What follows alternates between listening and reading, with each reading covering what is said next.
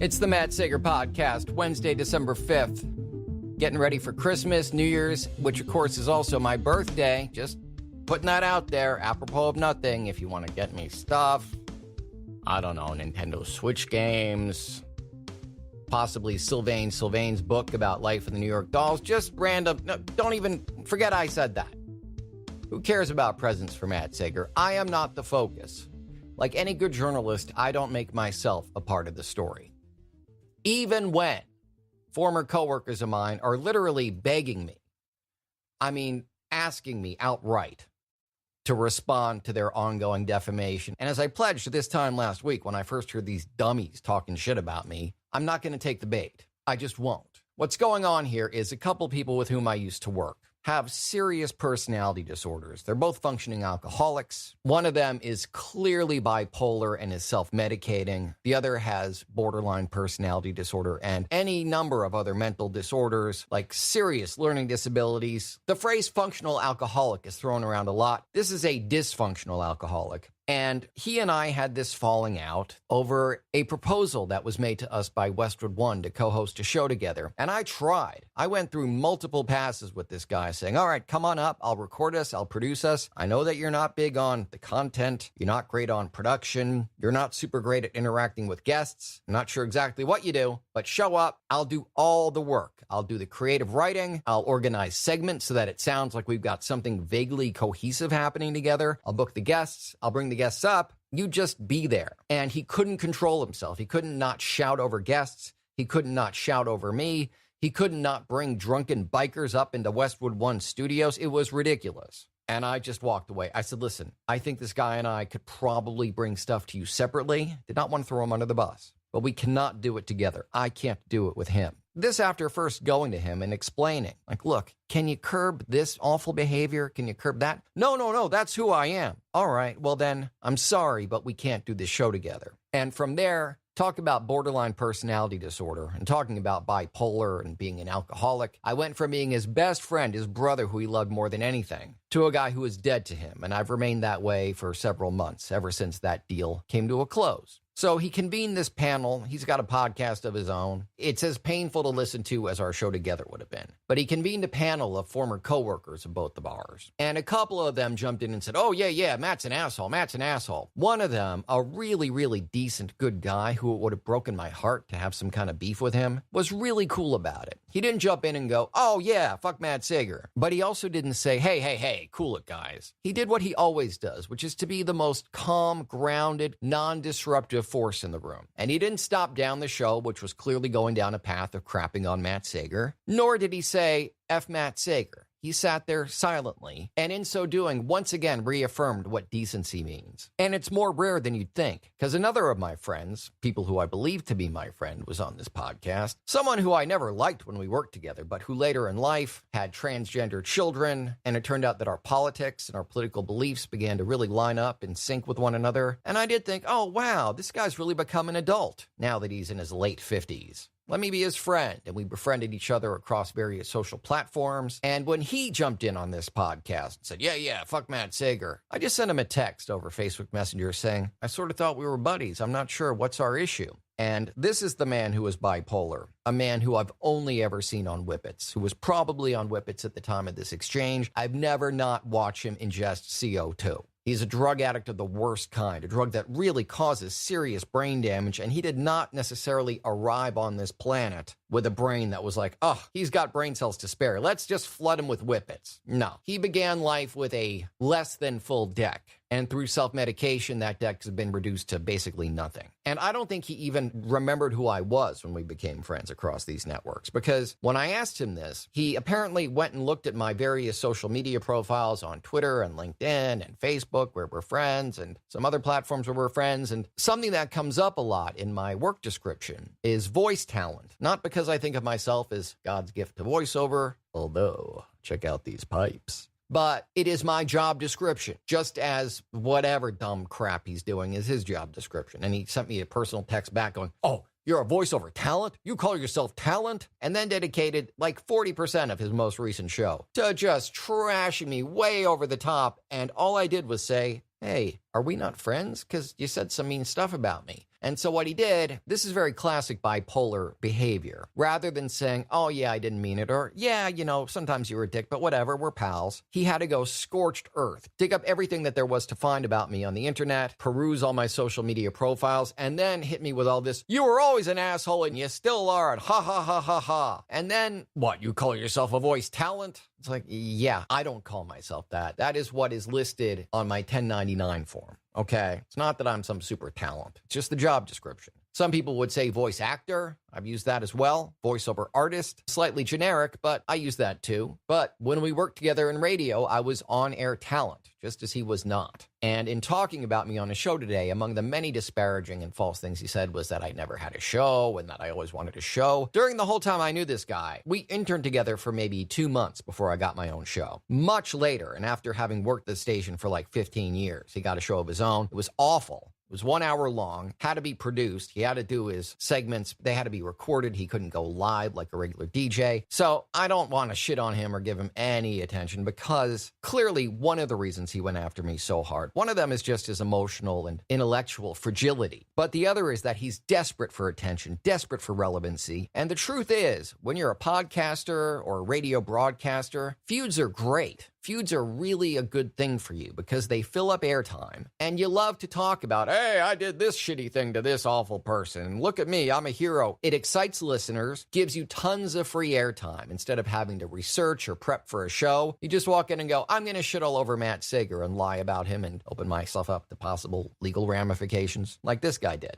And for me, it would be advantageous to call this guy out, make a big spectacle of it, because it would mean there would be no preparation required for my podcast. And the truth is that stuff like my loved ones, my friends, my family, when we've got stuff going on, it's A, private and personal. I do aim for transparency on this podcast. And I talk about how much I love my friends and family, how much I love my cats. But you wouldn't want to necessarily hear me go, oh, today was so great. I saw a movie with this friend and this girl sent me a nice text with a heart emoji and my mom sends her love. That is dull and they would be offended. Now, if I came in and said, former coworker with a mental problem who will be unnamed person one, like the Michael Flynn investigation, if I were to go all in and name him and call out his specific failings and his horrific family and his disastrous life, that would make for a great show and many shows besides, because the feud would heat up. He'd respond. I'd respond to his response. And if I were, for instance, trying to hawk a terrible book that if anyone actually buys it, I'll be sued, but I do want a few people to buy it because I don't want to look totally embarrassing, I would be doing stuff like that. I would be nurturing and encouraging feuds. But I'm just doing this podcast because I enjoy speaking with you every night and because I like doing voice stuff. I've got a great home studio, got a great new microphone. And by the way, I need to walk back a statement I made on this podcast a couple weeks ago. One that at the time was made with the best of intelligence, all the knowledge I had available to me, but someone had sent me a question, and you should feel free to do the same, by the way. My mailbox is always open, matt@mattsager.com. I've got a phone that takes your voicemails, and I'll be happy to respond, 646-535-4788. And I've got various social media handles and platforms that I'm on, which I'll give out at the end of tonight's podcast. But I was asked by a listener, what is the best voiceover mic? This was a new voiceover artist, or voice talent, as we're sometimes referred to. And I said, bar none, unquestionably, the go-to every time is the Sennheiser MKH 416. And I still am a big fan of that mic. I think it's an amazing mic. Look, if you've got it, you do not need to swap it out for anything. But I no longer am recommending it as my go-to mic for new voiceover artists. There's a mic that I believe is a better performer, is just under half the price, and I love this mic so much. I'm amazed at the way it captures my voice. And even if I didn't have compression and noise gating and various other enhancements in the home studio, I've never used a mic that was so perfect at picking up my voice and blocking out all other noise. And as I said, it's under half the price of the 416. It is small and manageable and portable, and you can use it on, for instance, an SD card recorder. It's extremely versatile, and I'm in love with it. It's the CAD E100S microphone. It's what you're hearing me speak into now. And it's replaced the Sennheiser 416 as my daily go-to default microphone. So, FYI, if you're a voice talent or a voiceover artist, or whatever you like to call yourself that might inflame a crazy former coworker of yours. But again,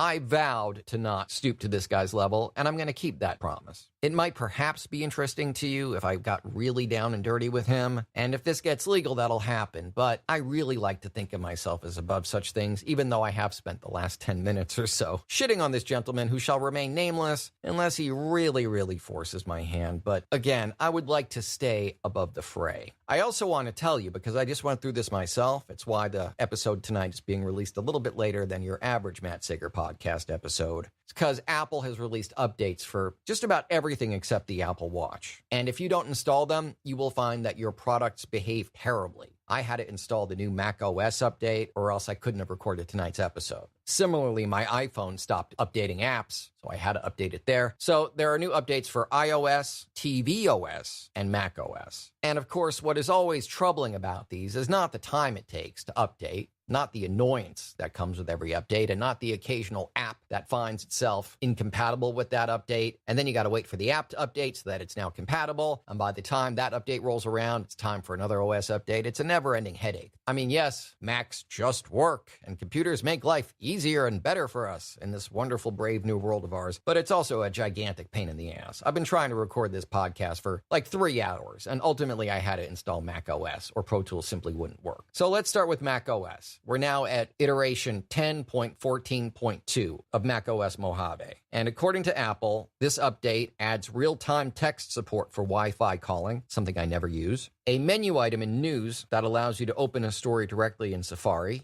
You just go to File, Open in Safari. I'm actually shocked that that is a new feature. That is such basic Apple ecosystem stuff that, let's get that going. And while we're at it, how about opening in Chrome and Firefox and Brave and iCab and all these other wonderful alternative browsers that are often much better performers than Safari? But fine, open in Safari is better than nothing. And now here's something that actually I have noticed and has been plaguing me. It resolves a bug that prevents iTunes from playing media in third-party AirPlay speakers. That has been an issue for me, where I've said, send this to speaker A in my bedroom from my Mac in my living room, and it just stopped working as of the last OS update. Apparently that's been fixed. And then very quietly at the bottom of the list of fixes, there are 12 security fixes in this 2.5 gig software update that you got to go to System Preferences Update to find. Now, the precise nature of these 12 security updates, what sort of vulnerabilities we've had this entire time that hopefully will be patched in this update, what new vulnerabilities are we opening ourselves up to? Who knows? I am blissful in my ignorance, already very much aware that my Alexa speaker, my Facebook account, to a lesser degree Amazon and Netflix, that my privacy is just something that I used to have 10, 15 years ago. But I would like to think that hackers from Russia or Georgia or Belarus or any part of the world, although it does seem that there is a rather large conglomeration of them in Eastern Europe. The bottom line is, I want to keep my shit my shit. I want to keep my privacy private to me. So hopefully that will happen. Now, whatever your iOS device, be it the new iPad Pro, a regular iPad, an iPhone, we're now up to version 12.1.1, and there is a major feature that had been broken that's apparently fixed in this new update. And I'm doing it on my iPhone now. It does work. It brings back the single tap feature to flip back and forth between your front camera and your rear camera. For some reason in iOS 12, they buried that button. They hid it under another panel. It was very hard to get to. And the whole point of one tap is that you don't go through several different steps while you've got a camera in your hand. Kids are running around. Your family's enjoying these precious moments that you got to catch them in that second. And you don't want to open a menu and a submenu and a folder. You want to tap and switch the rotation of your camera. That has been returned. There are also many other new features. On the iPhone XR, there's now notification preview using haptic touch. All the new 10 phones, the iPhone XR, the iPhone XS, and of course the XS Max, which is the one I'm currently rocking, better support for dual SIM and eSIM cards, which has not been an issue for me, but if that's something you use, then you're going to definitely want to get this upgrade happening ASAP. Live photo capture during one-to-one FaceTime calls. I think that means when you're doing FaceTime and you do a screen cap. Apparently, if you'd done this using FaceTime in the past, you wouldn't get the classic live photo. That's been a feature of iOS for some time. And now you do. I did not know it was gone, but I'm glad it's back. And honestly, there were all kinds of bugs that have been fixed from this update. In particular, I kept going to the App Store and finding I had like 38 apps to update. And I'm thinking, all right, I've got the XS Max, the brand new iPhone. This should be easy peasy. My Mac updates apps with no problem. Ditto my iPads.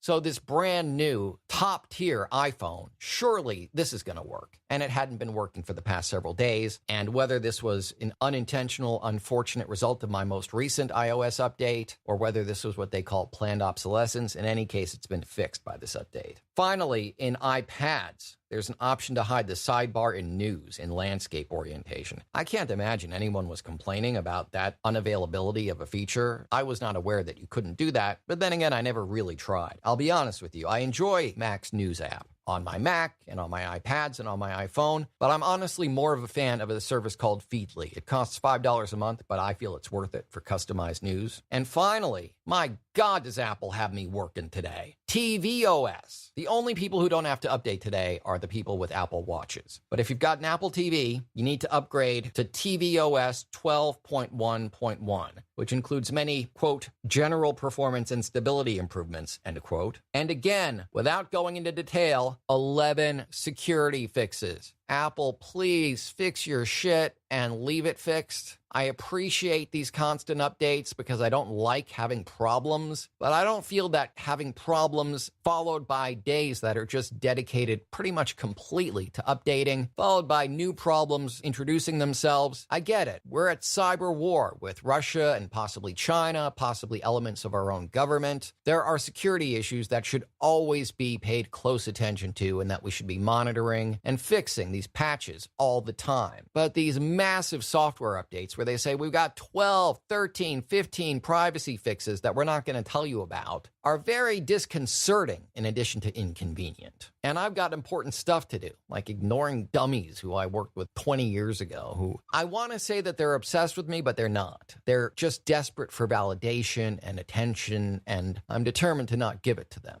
I will give it to Apple, though. Apple is a genuine thorn in my side. They are the cause of and solution to all of my problems. God bless and damn you, Apple. Anyway, get in touch with the Matt Sager podcast any way you choose. You can email, as I said, matt@mattsager.com, call 646-535-4788, or hit me up on social media. On Twitter, I'm @MattSager. On Instagram, I'm Real Matt Sager, and Facebook, I'm The Matt Sager. I've also got a voiceover page there you should check out, Matt Sager VO. And please, like this podcast page, which is Matt Sager Podcast. And also check out my merch store and my Patreon. There are links to both in the description for tonight's podcast. And for the rest, more social media links, my voiceover reels and contact information, archive back episodes of this podcast, my articles, blog posts, and much more. You can check out mattsagervoiceover.com.